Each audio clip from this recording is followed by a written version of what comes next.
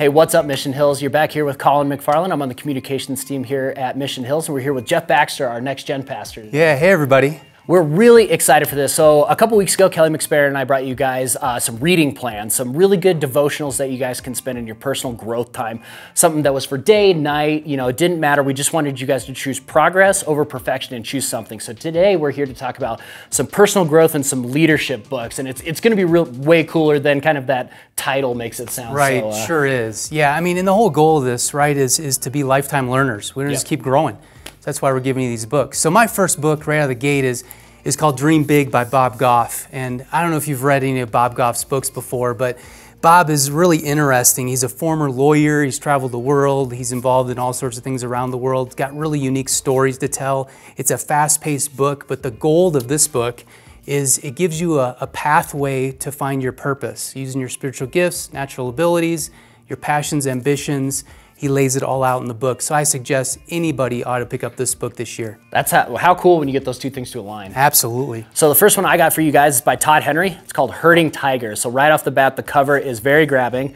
And it's a really cool look at transitioning from being a creative to managing creatives. As so often, creative people don't like to be put in a box, and they don't like to be told what to do. And this is a really cool way of capturing how to take a team full of creatives and really get the most out of them, how to set up different boundaries for the teams, how to set up different kind of analytical tools, and how just to encourage creatives just kind of in general. Yeah. And as a creative myself, it was really encouraging to read that, like, oh, okay, management doesn't have to be totally scary. Leadership books don't have to be scary. So Todd Henry, Herding Tigers. That's great. What a great book.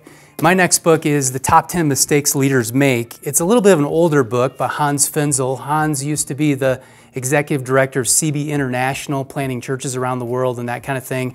And this book lays out 10 principles that are still true, timeless. For example, 2 of them might be, not top-down leadership.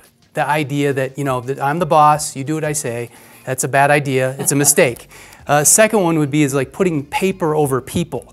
Like oftentimes we, task-driven people, they want to check things off the list, get the paperwork done, and they kind of ignore the people in the organization.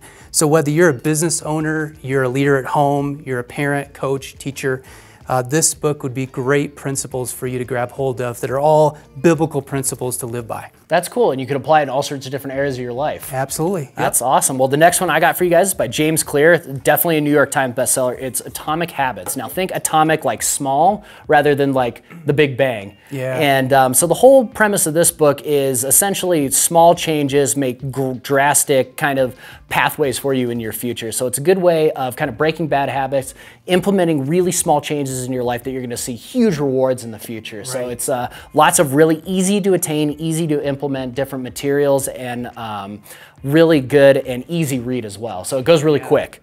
Yeah, what a great book for the beginning of the year to get the habits lined up correctly. Get them in right now, and then, come November, you'll see big changes. Exactly. In my last book, which is a little off the leadership, personal development track, but I think everybody ought to read it, is called Faith for Exiles, and the subtitle is going to grab you. 5 Ways for a New Generation to Follow Jesus in a Digital Babylon. So it's pulling off that Old Testament metaphor of Babylon being this far-off place, hard to live, hard to keep your faith. But Mark Matlock and David Kinnaman lay out principles for what the next generation is facing with the digital world and how to be faithful with Jesus. Things like identity and intergenerational connecting points, discipleship, living on mission. And so again, whether you're a parent or a coach or a teacher, you ought to read this book from a faith perspective.